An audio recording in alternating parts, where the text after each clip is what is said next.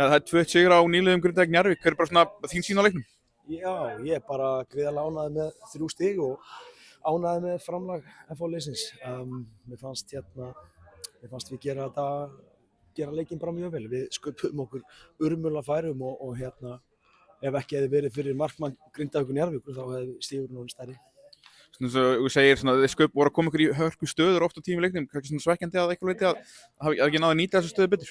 Já, auðvitað. Sérstaklega ef þetta hefði talið, skilurðu, því nú erum við búin að spila leiki þar sem við höfum ekki nýtt færin okkur og síðan fengið þetta í andlitið. Við erum ekki búin að fá okkur mörg færi FH-liðið í sumar, eða frá því að tímabilið hófst, en allir boltar hafa einhvern veginn lekið inn, þannig að þetta hefur verið svona helvitis sparningur, en mér var sóknarleikur liðsins góður, við sköpuðum okkur aftur fjölmörg góða stöðu, góð færi, en hún átti stórleik í markinu, þannig að það hefur ekki tekið á henni, en FH-liðið er bara, já, ég er mjög ánægður. Ég er mjög ánægður með leikinn, ég er ánægður með innkomur leikmanna. Við sýnum breidd núna, við sendum leikmenn inn og fær breyta leik. Það er það sem maður vill sjá. Þannig að breiddin er góð og maður þarf að hafa góða breidd þegar þétt er spilað, það er stutt í næsta leik, þannig að það skiptir máli.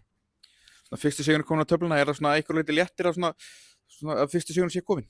Já, klálega er það léttir. Við erum búin að leita að þessum sigri núna í 3 leiki, þetta er 3. leikurinn og þannig að það er gott að hann sé komin vegna þess að maður er alltaf að leita að fyrsta sigurinn. Þú ferð í gegnum mót með öll úrslit, þú tapar leikjum og gerir jafntefli og sigrar og það er bara, þá erum við búin með allan bakkann, við erum búin að tapa, vinna og gera jafntefli, þannig að vonandi ná að fjölga sigurleikjum.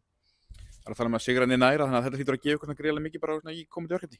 Já, klárlega, gefur okkur bara heilmikið og undirbúningurinn fyrir næsta leik sem er stutt í, hann verður klárlega þægilegri heldur en ef úrslitin hefði verið önnur í dag.